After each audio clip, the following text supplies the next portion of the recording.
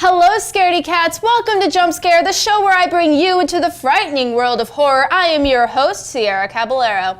Now this episode's a little bit different. I will be doing an overview of slasher versus splatter, and you can check out the full version, but let's start the episode.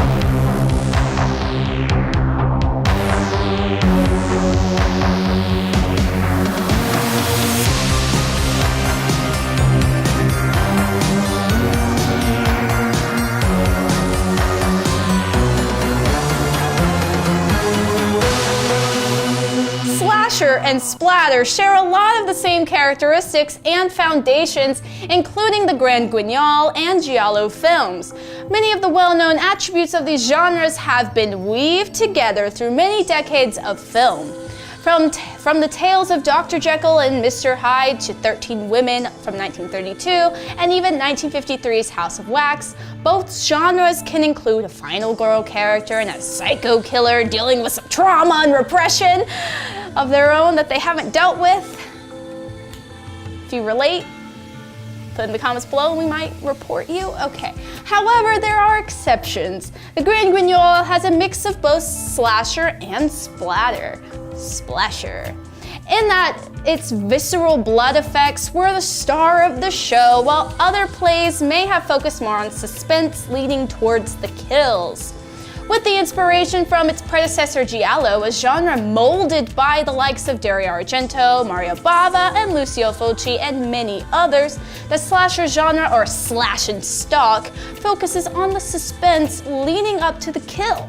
Slashers do not necessarily have to have a lot of violence or gore to be effective, such as the remake of Prom Night, which was PG-13 and didn't have a lot of blood, but some people still considered it to be scary. Typically, the genre follows a violent psychopath stalking and murdering several people throughout the film, seen or unseen. And its predecessor Giallo, typically the killer would be unseen, therefore a whodunit mystery, and they would do this using a POV shot.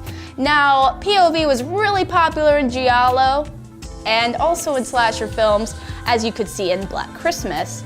But of course, the film Halloween kind of went away from that, using more perspective from the killer, but you can see him, you know where he is, but we'll go into more depth later. The slasher genre began to increase in popularity with Peeping Tom and Psycho in 1960, and these films helped mold the characteristics and even the rules of the genre. However, there were some forerunners, but we'll get into that in the full episode. The genre itself catapulted in popularity around the 1970s and 80s, and the 80s was known for being the golden age of slashers.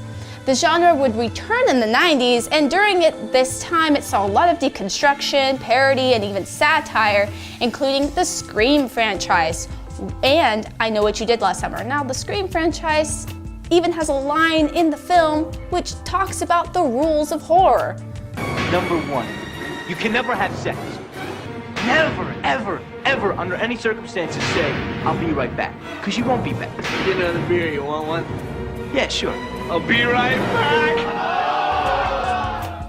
If that's not deconstruction and satire, I don't know what is. With inspiration from both Giallo and slasher, the splatter subgenre takes on a much different approach with some of the same principles. Instead of focusing on the lead up to the kill, splatter focuses on the gore, the blood, the kill itself. Just blood and guts everywhere.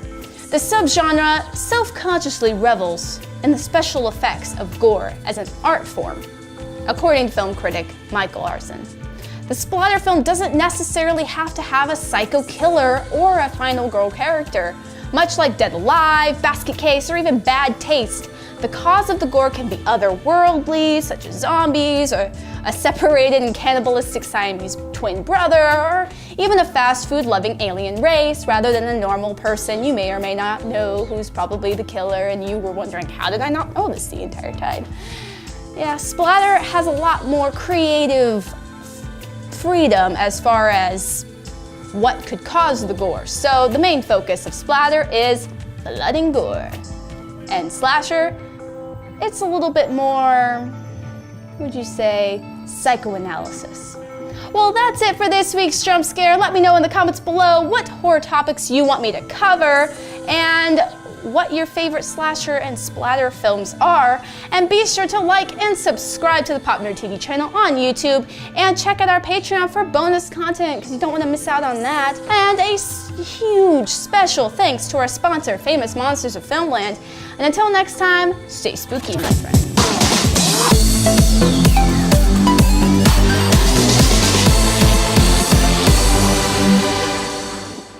I'm hungry and I can't think.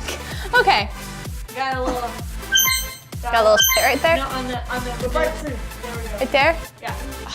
I should really not eat cadavers before filming. Okay, smile again. Got it. Okay, a dictionary. Okay.